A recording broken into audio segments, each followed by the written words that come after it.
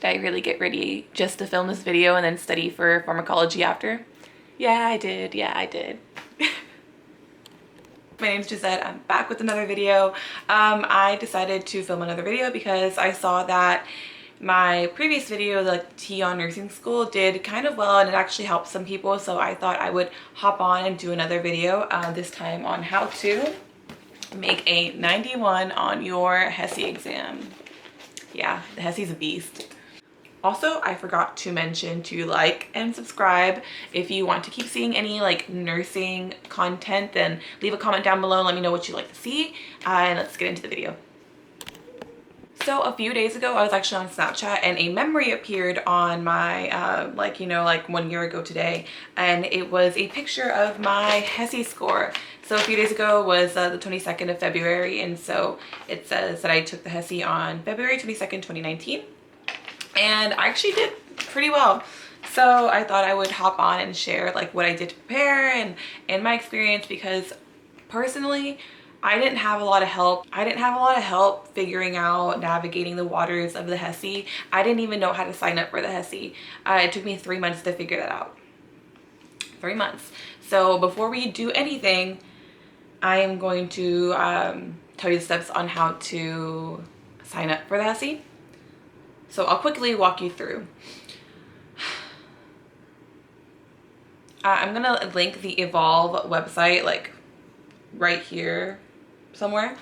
But basically you're gonna make your account. Use this email, write it down, keep it somewhere, because you're gonna always forever use this email whenever you're talking about dealing with the Hesi. You're gonna use it the day of the Hesi. You're gonna use it in school when you're signing up for like your Hesi exam and foundations or something. So always keep that in mind when you're signing up for your account. So once you make your account, it'll have like one section that says like my student handbook or something. Click on that. Once you get there, it'll give you a tab of options and it'll say register for distance exam. Okay, now that we're here, we have to talk about some things first. You have to use a school code to register for the Hesi exam. Be careful about choosing the code for your school that you are going to apply to, because of the fact your first choice does not require critical thinking, but your second choice does. Use the second choice's code to register, because you need to always have that on hand. I personally didn't, but I lucked out because my school didn't require critical thinking. But you need to, the best way to go about this is to look at, let's say, your top 3 schools that you want to apply to, and make a chart for each one and then list out all the sections that you need to take in order to apply to the school. There are 9 sections of the Hesi. There are anatomy, biology, math, chemistry, grammar, reading comprehension, vocabulary, learning style, and personality style. Learning style and personality profile, those are like afterthoughts. Like you're not required to take them. I haven't seen a school that I was required to take that for, so I think you're good there. Some schools do not require every single bit of the Hesi. Like for the first time, I didn't know this. I didn't know anything. I walked into the Hesi and I took every single section of the Hesi. Every single one. I took chemistry. Granted, I did well in the chemistry portion, but I didn't even need to take it for the school that I applied to. So the second time I walked in, took the 5 sections that I needed, which were anatomy, math, grammar, vocabulary, reading comprehension. Yeah, those 5, and that's all I took, and I just walked out of the Hesi. I didn't need to take the other ones. I just took what I needed. So because I took the Hesi twice, I picked up some helpful tips along the way. My first tip is do not wait for the night before to study like I did the first time I took it. Granted, I did get an 84 the first time, which, you know, like it's great. Some schools only require 75% and above cumulatively to apply to the school, but to me, I saw that and I was like, I don't want that. 84, I don't want it. So I took it again. Before I go into how to study for these sections, if it's a little scatterbrained, I promise I'm not trying to be scatterbrained. I have everything like written in the notes section of my phone. I'm just trying to make this seem organic and flow, so I'm sorry. But before we get into how to study for each section, I am going to shout out a Facebook group that my friend used to study for her Hesi. I actually didn't know about this whenever I was studying for mine. recurring theme of the videos. I didn't know anything the first time I took the Hesi, which is why I wanted to make this video, of course. But it's called the Hesi, and apparently you do have to apply to be in the group, but it's like answering 3 questions like where are you going to apply, what year of school you're in, and something else, or like what would you bring to the study group. You just answer those questions and I'm sure they'll let you right into the group. First and foremost, grammar to me was shockingly the hardest section to take on the Hesi. I think I made a 76 the first time I took it, and the second time I made a 94 because I was determined to ace that. Because things like further and farther, among versus between, number and amount, good and well, like these things like matter, like the way you use these words matter when it comes to grammar, the grammar section. So really study on the differences there. I would brush up on your pronouns, your adjectives, stuff like that. I'll link the video that I used to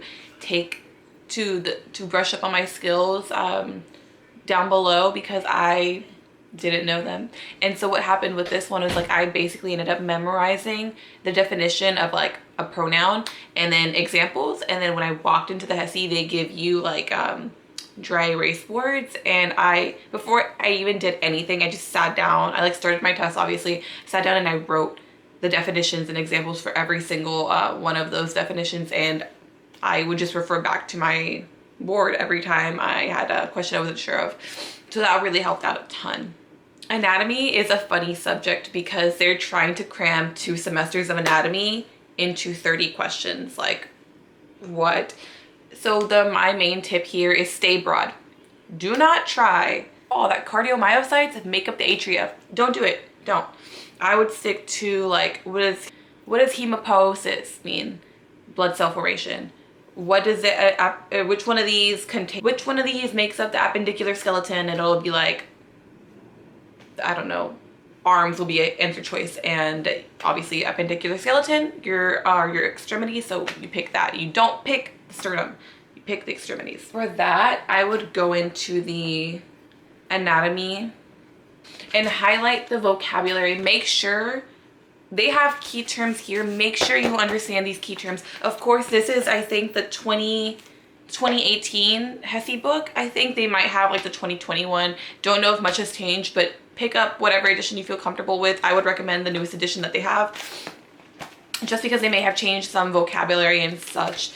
But I would go in and write down the key terms and make sure you understand the key terms, because they're broad for a reason. You're gonna need to know these sections: the endocrine system, the digestive system, the nervous system, stuff like that. The skin's a big one. I remember being tested a lot on skin the first time, and the second time I was really tested on the cardiovascular system, which thank gosh that we were actually on the cardio system in anatomy too whenever I was taking my Hesi. So I was like on the ball with that one. I actually really like this book better than the Evolve book. I'll link both of them, but I actually really like this one just because it's more words, less pictures. You may like that. I didn't like the pictures at all. Like the pictures were like on a need to know basis. Yeah, for this book, like it was more like in terms and definitions, and I really liked that. And it was very simplified. Like these are like the quadrants and such. It was very simplified and I really liked that, but it's up to you, of course. I'll link both books. For math, you get a calculator, and let me tell you exactly how I took the math portion. First of all, know your conversions. Know your conversions, because there's nothing that can help you if you don't know your conversions. Like, you just have to take a shot in the dark. But a lot of my exam was cross multiplication. So if it would be like 2/3 times like 12/13, I would turn both of them into decimals and then multiply them, and then I would turn the answer choices into decimals and see which one it was. Like, easy peasy. You do get a calculator on the exam. It's like on the screen. It's basic. It's like 2 + 2 = 4 kind of calculator. It's little. So that's like the best way I can know, like, that's the best way I can tell you. I would make a Quizlet for the conversions just because you're gonna need to know them point blank. Let's see, there were a couple of word problems. I would say like 3 or 4 on my exam personally. The book will really do a great job giving you practice problems for that. But for me to tell you, I would just say take your time. Reading comprehension, it's something you're just gonna have to really do practice problems on. Take your time for reading comprehension because you are reading something, translating it, and then answering questions over it. You need to really critically think when you get there. I would just say practice problems there. For vocabulary, personally for me, I rewrote them over and over and over again. I rewrote them and I rewrote them until I was like stacks in to rewriting. And the way I kind of tested myself to see if I knew the term were I would highlight the ones that closer to the exam, of course. I would highlight the ones that I knew for sure, like front and back in pink. And then there's like ideology that like took me a while for some reason to really learn, so I would highlight that one in purple because I didn't know that one. And then exam, and I would take the practice exam over here and then just add grade myself on it. So one of the best study tools I can recommend to you is actually the Hesi A2 Pocket Prep app. When I tell you this app is bomb, where is it? Here it is. This is what it looks like. It is bomb. It gives you like the question of the day. I actually resetted it because I had a lot of people use it, but it gives you a question of the day and it has sections. So the question of the day is convert 2.8 meters to centimeters. You have an exam builder, so you can actually test. You can actually put this on your like laptop as well, and you can make a test for yourself if you want. You can pick how many questions of each one you want to give yourself, which I think is super cool. I actually paid $20 for the premium and paid off because I let about like 8 to 10 people have like the information to my account. Is that allowed? Is that allowed? Oops. I did it anyways and everybody benefited from it, and everybody actually thought I saw some questions from my tripod's like wiggling. I actually thought I saw some questions from my Hesi show up from the app, which I thought was really cool. So know the date you're going to take your exam before you start setting a study schedule for yourself, and I would recommend signing up for a afternoon time. The second time I took the exam, I took it at 4 o'clock in the afternoon, which was amazing. I woke up, you know, I didn't feel rushed. I wasn't super stressed. Of course I was stressed. Like, stress is like you should be, you know, nothing out of the ordinary. Even 1 o'clock is a good time. I would just avoid the 8 and 10 a.m.s. Like, I would just really avoid those. Unless like you function better. I need some hours to like really catch up to myself. Okay, I'm gonna kind of help you put together a study schedule. So let's say you're taking 5 sections. Let's say you're taking reading comprehension. Let's say you're taking reading comprehension, anatomy, vocabulary, grammar, and math. Set aside 6 weeks to study for this. A month and a half, set them aside. Each week, you're gonna focus on one subject. So 1 week, you're gonna focus on anatomy, 1 week, you're gonna focus on math, etc., etc. Leave your weakest subject for the second to last week before your exam. So you really like have that fresh in your mind whenever you go into the exam. Then the week leading up to your exam, every day, go over your notes from a different section. On the 6th day, you're gonna sit down and you're gonna take a practice exam. Take 2, take 3, take 4, however many you need. Put your knowledge to use so then you can just go back that night and like refresh over. The day before the exam, relax. Relax. I know it's hard. I know you're not gonna do it. I know I would be sitting there like, you're telling me to relax the day before, you know, I took this big exam. Relax. It's not going to do you any good to cram the night before, because I feel like when you're cramming, you're like just going, oh, I don't know this. I don't even know that. And it's like a continual like snowball of like nerves, and then you're back to square one like, I don't know anything. So I would just avoid that completely. So the day of the exam is nerve-wracking. Before your exam, get a full 8 to 9 hours before your exam, or it's like 7 to 9 hours before your exam. All the things that they told you before, like the tax exam, or probably the STAR, it's the STAR now, huh? Probably the things they tell you to do before your STAR exam, do them. They will help you calm down. They will help you really succeed. Like, there's a reason they told us to do those things, you know? I would get in there and start from the orders of easiest to hardest.